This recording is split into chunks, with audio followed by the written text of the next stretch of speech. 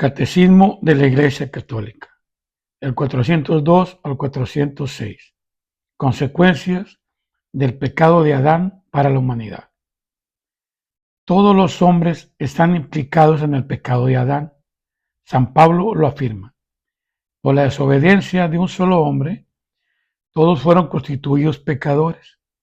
Como por un solo hombre entró el pecado en el mundo, y por el pecado la muerte, y así la muerte alcanzó a todos los hombres, por cuanto todos pecaron, a la universalidad del pecado y de la muerte, el apóstol opone la universalidad de la salvación en Cristo.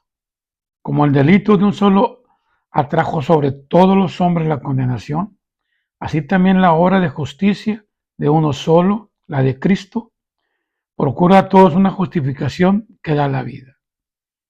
Siguiendo San Pablo, la Iglesia ha enseñado siempre que la inmensa miseria que oprime a los hombres y su inclinación al mal y a la muerte no son comprensibles sin su conexión con el pecado de Adán, con el hecho de que nos ha transmitido un pecado con que todos nacemos afectados y que es muerte del alma.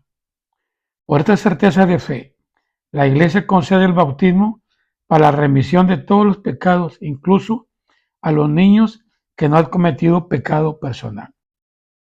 Como el pecado de Adán vino a ser el pecado de todos sus descendientes. No todo el género humano es en Adán como el cuerpo único de un único hombre.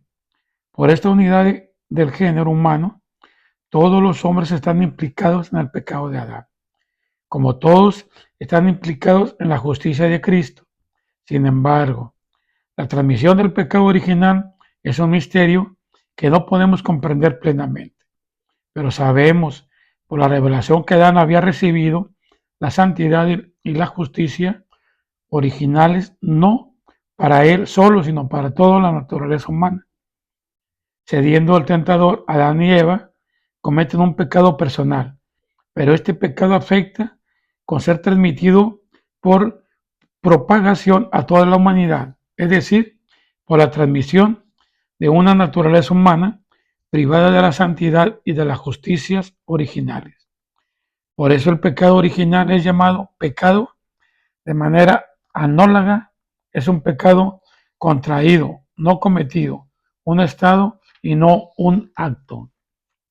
Aunque propio de cada uno, el pecado original no tiene en ningún descendiente de Adán un carácter de falta personal.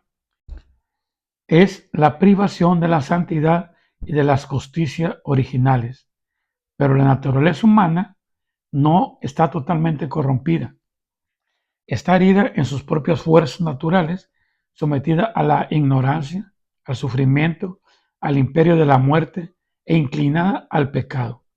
Esta inclinación al mal es llamada concupiscencia. El bautismo, dada la vida de la gracia de Cristo, borra el pecado original y devuelve al hombre a Dios. Pero las consecuencias para la naturaleza, debilidades o inclinaciones al mal persisten en el hombre y lo llaman al combate espiritual. La doctrina de la Iglesia sobre la transmisión del pecado original fue apreciada sobre todo en el siglo V, en particular bajo el impulso de la reflexión de San Agustín contra el plegamiento y en el siglo XVI en oposición a la Reforma protestante. Pelagio sostenía que el hombre podía, por la fuerza natural de su voluntad libre, sin la ayuda necesaria, la gracia de Dios, llevar una vida moralmente buena, así reducir la influencia de la falta de Adán a la de un mal ejemplo. Los primeros reformadores protestantes, por el contrario, enseñaban que el hombre estaba radicalmente pervertido y su libertad anulada por el pecado de los orígenes. Identificaban el pecado heredado y por cada hombre con la tendencia al mal, que sería insuperable. La Iglesia se pronunció especialmente sobre el sentido del dado revelado respecto al pecado original en el Segundo Concilio de Orange en el año 529 y en el Concilio de Trento en el año 1546.